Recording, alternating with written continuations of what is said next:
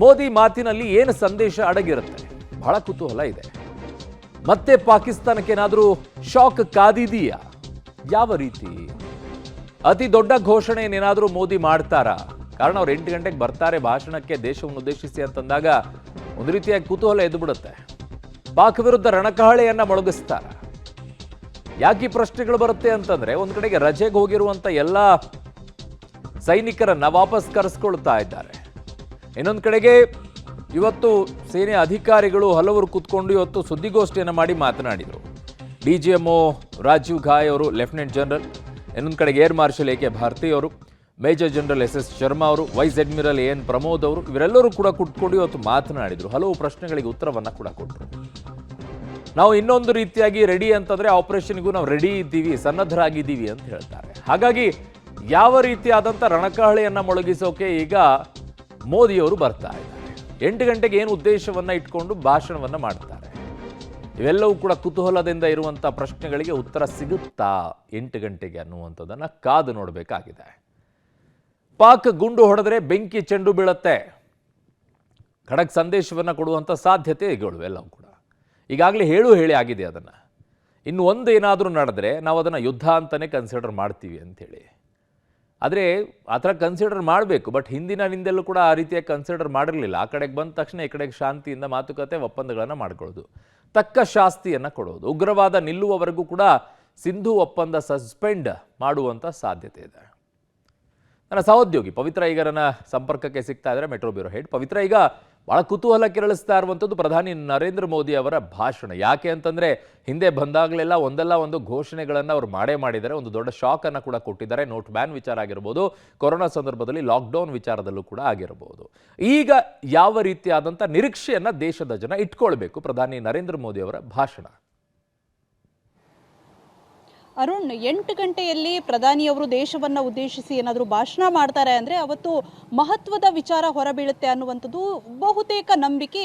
ಈಗ ಈ ಹಿಂದಿನ ಪ್ರೆಸ್ ಮೀಟ್ಗಳನ್ನು ಅಥವಾ ಈ ಹಿಂದಿನ ಘೋಷಣೆಗಳನ್ನು ತೆಗೆದುಕೊಂಡ್ರೆ ಅದೇ ರೀತಿ ಆಗಿದೆ. ಹಾಗಾಗಿ ಇವತ್ತಿನ ಅಪ್ಡೇಟ್ ಏನಿದ್ರೂ ಕೂಡ ಆಪರೇಷನ್ ಸಿಂಧೂರದ ವಿಚಾರ. ಆದರೆ ದೇಶದ ಜನತೆ ಕಾಯ್ತಾ ಇರುವಂಥದ್ದು ಆಪರೇಷನ್ ಸಿಂಧೂರದ ಬಗ್ಗೆ ಇವತ್ತು ಪ್ರಧಾನಿ ಮೋದಿಯವರು ಏನು ಹೇಳ್ತಾರೆ, ಆಪರೇಷನ್ ಸಿಂಧೂರವನ್ನು ಮುಂದುವರಿಸುವಂತಹ ಬಗ್ಗೆ ಯಾವ ರೀತಿಯ ಅಪ್ಡೇಟ್ಗಳನ್ನು ಹೇಳ್ತಾರೆ. ಅದಕ್ಕೂ ತುಂಬ ಕುತೂಹಲಕ್ಕೆ ಕಾರಣವಾಗಿರುವಂಥದ್ದು ಕದನ ವಿರಾಮದ ವಿಚಾರ. ಯಾಕಂದರೆ ಪ್ರಧಾನಿಯವರು ಆ ಕದನ ವಿರಾಮದ ವಿಚಾರದಲ್ಲಿ ಎಲ್ಲೂ ಕೂಡ ಮಾತನಾಡಿಲ್ಲ. ಆದರೆ ಪಾಕ್ ಪ್ರಧಾನಿ ಮಾತ್ರ ಬೇಕಾಬಿಟ್ಟಿಯಾಗಿ ಕದನ ವಿರಾಮ ಘೋಷಣೆಯಾದ ಬಳಿಕ ಸುದ್ದಿಗೋಷ್ಠಿಯನ್ನು ಮಾಡಿ ಬೇಕಾಬಿಟ್ಟಿಯಾಗಿ ನಾಲಿಗೆಯನ್ನು ಹರಿಯಬಿಟ್ಟಿರ್ತಾನೆ.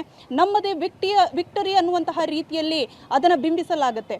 ಆದರೆ ಪ್ರಧಾನಿಯವರ ಕಡೆಯಿಂದಾಗ್ಲಿ ಅಥವಾ ಯಾವುದೇ ರೀತಿ ಅಧಿಕೃತವಾಗಿ ಸರ್ಕಾರದಿಂದ ಯಾವ ರೀತಿ ಬರುತ್ತೆ ಅನ್ನುವಂಥದ್ದು ಇವತ್ತಿನ ಒಂದು ಇರುವಂತಹ ವಿಚಾರ. ಜೊತೆಗೆ DGMOಗಳ ಸಭೆ ಕೂಡ ಆಗುತ್ತೆ, ಹಾಟ್ಲೈನ್ ಮೂಲಕ ಮಾತನಾಡ್ತಾರೆ. ಅಲ್ಲಿ ಯಾವ ರೀತಿ ಅಪ್ಡೇಟ್ಗಳು ಸಿಗುತ್ತೆ ಏನು ಅನ್ನುವಂಥದ್ದು ನೋಡಬೇಕು. ಪ್ರಮುಖವಾಗಿ ಉಗ್ರರ ವಿಚಾರದಲ್ಲಿ 0 ಟಾಲರೆನ್ಸ್ ಅನ್ನ ಈಗಾಗಲೇ ಅನೌನ್ಸ್ ಮಾಡಲಾಗಿದೆ. ಜೊತೆಗೆ ಅಲ್ಲಿಂದ ಒಂದು ಗುಂಡಿನ ದಾಳಿ ಬಂದ್ರೆ ಬಾಂಬನ್ನ ಹಾಕಿ ಅನ್ನುವಂತಹ ಎಚ್ಚರಿಕೆನ ಪಾಕ್ಗೆ ನೇರವಾಗಿ ಭಾರತ ರವಾನೆ ಮಾಡ್ತಾ ಇದೆ. ಇವತ್ತು ಕೂಡ ಸೇನಾ ಪಡೆಗಳ ತಂಡದವರು ಹೇಳ್ತಾ ಇರುವಂಥದ್ದು ಒಂದೇನೆ, ನಮ್ಮ ಆಪರೇಷನಲ್ ಇದಕ್ಕೆ ಆಪರೇಷನ್ ಮಿಷನ್ಗೆ ನಾವು ತಯಾರಾಗಿ ನಿಂತಿದ್ದೀವಿ ಅನ್ನುವಂತಹ ಸಂದೇಶವನ್ನು ಕೂಡ ರವಾನೆ ಮಾಡಿದ್ದಾರೆ. ಹಾಗಾಗಿ ಇವತ್ತು ಏನು ಅನೌನ್ಸ್ ಮಾಡ್ತಾರೆ ಪ್ರಧಾನಿ ಮೋದಿ ಅವರು ಪಾಕ್ನ ವಿಚಾರದಲ್ಲಿ ಅನ್ನುವಂಥದ್ದು ದೊಡ್ಡ ಮಟ್ಟದ ಕುತೂಹಲ. ಕೇವಲ ಭಾರತ ಅಂತಲ್ಲ, ಇಡೀ ಜಗತ್ತೇ ಇವತ್ತಿನ ಸುದ್ದಿಗೋಷ್ಠಿಗಾಗಿ ಕಾಯ್ತಾ ಇದೆ. ಅರುಣ್, ಓಕೆ ಪವಿತ್ರ, ಈಗ POK ವಿಚಾರದಲ್ಲಿ ಏನಾದರೂ ಕುತೂಹಲ ತುಂಬಾ ಇತ್ತು. ಈ ಬಾರಿ POKಗೆ ಹೋಗ್ಬಿಡುತ್ತೆ ಭಾರತ ಅಂತೇಳಿ. ಆ ನಿಟ್ಟಿನಲ್ಲಿ ಏನಾದರೂ ಘೋಷಣೆ ಮಾಡುವಂತಹ ಸಾಧ್ಯತೆ ಇರುತ್ತಾ? ಈ ರೀತಿಯಾಗಿ ಘೋಷಣೆ ಮಾಡೋಕ್ಕೂ ಆಗುತ್ತಾ? ಅರುಣ್, ಅದೇ ಕುತೂಹಲ ಇರುವಂಥದ್ದು. ಜೊತೆಗೆ ಕದನ ವಿರಾಮ ಘೋಷಣೆ ಆದಾಗ ಇಡೀ ಭಾರತೀಯರಿಗೆ ನಿರಾಶೆಯಾಗಿದ್ದು ಕೂಡ ಅದೇ ವಿಚಾರ. ಯಾಕಂದರೆ ಪ್ರತಿ ಭಾರತೀಯ ಬಯಸ್ತಾ ಇರುವಂಥದ್ದು ಪಾಕ್ ಆಕ್ರಮಿತ ಕಾಶ್ಮೀರ ಏನಿದೆ ಅದು ಭಾರತದ ಅವಿಭಾಜ್ಯ ಅಂಗ, ಅದು ಭಾರತ ಪಡಿಬೇಕು ಅನ್ನುವಂಥದ್ದು. ಹಾಗಾಗಿ ಇವತ್ತು DGMOಗಳ ಸಭೆಯಲ್ಲೂ ಕೂಡ ಆ ವಿಚಾರ ಪ್ರಸ್ತಾಪ ಆಗುತ್ತಾ ಏನು ಅನ್ನುವಂತಹ ಸುದ್ದಿಗಳು ಕೂಡ ಹರಿದಾಡ್ತಾ ಇದ್ವು. ಆದರೆ ಅದು ರಾಜತಾಂತ್ರಿಕವಾಗಿ ಕಾರಣ ಅಂದರೆ ಅವ್ರು ಮಾತನಾಡಬಹುದಾ, ಯಾವ ರೀತಿ ಆಗುತ್ತೆ ಏನು ಅನ್ನುವಂಥದ್ದು. ಹಾಗಾಗಿ ಇವತ್ತು ಪ್ರಧಾನಿ ಅವರು ಆ ವಿಚಾರದಲ್ಲಿ ಏನಾದರೂ ಒಂದು ಸ್ಪಷ್ಟನೆಯನ್ನ ಕೊಡ್ತಾರಾ? ಆಪರೇಷನ್ ಸಿಂಧೂರವನ್ನ POKಯ ವಿಚಾರವಾಗಿ ಮುಂದುವರಿಸುವಂತಹ ಇರಾದೆ ಏನಾದರೂ ಇರುತ್ತಾ, ಯಾವ ರೀತಿ ಅನ್ನುವಂಥದ್ದು. ಸೊ ಇನ್ನೊಂದು ಕಡೆಗೆ ಮೋಸ್ಟ್ ವಾಂಟೆಡ್ ಟೆರರಿಸ್ಟ್ಗಳನ್ನ ಈಗಲೂ ಕೂಡ ಪಾಕಿಸ್ತಾನದಲ್ಲಿ ಇದ್ದಾರೆ. ಸೊ ಹಾಗಾಗಿ ಅವರನ್ನ ಹಸ್ತಾಂತರಿಸುವ ವಿಚಾರದಲ್ಲಿ ಅವರು ಏನಾದರೂ ಅನೌನ್ಸ್ಮೆಂಟ್ ಮಾಡ್ತಾರಾ? ಜೊತೆಗೆ ಪಾಕಿಸ್ತಾನಕ್ಕೆ ಹಾಕುವಂತಹ ಕಂಡೀಷನ್, ಕದನ ವಿರಾಮ ಘೋಷಿಸೋದಕ್ಕೆ ಈಗಾಗಲೇ ಕೈಕಾಲನ್ನ ಹಿಡಿದಿದೆ ಪಾಕಿಸ್ತಾನ. ಹಾಗಾಗಿ ಯಾವ ರೀತಿ ಕಂಡೀಷನ್ ಅನ್ನ ಭಾರತ ಹಾಕಿತ್ತು, ಜೊತೆಗೆ ಆಪರೇಷನ್ ಸಿಂಧೂರದ ಇಂಚಿಂಚು ಮಾಹಿತಿಯನ್ನ ಈಗಾಗಲೇ ಸೇನಾ ಪಡೆಗಳು ಭಾರತಕ್ಕೆ ನೀಡ್ತಾನೆ ಬಂದಿದೆ.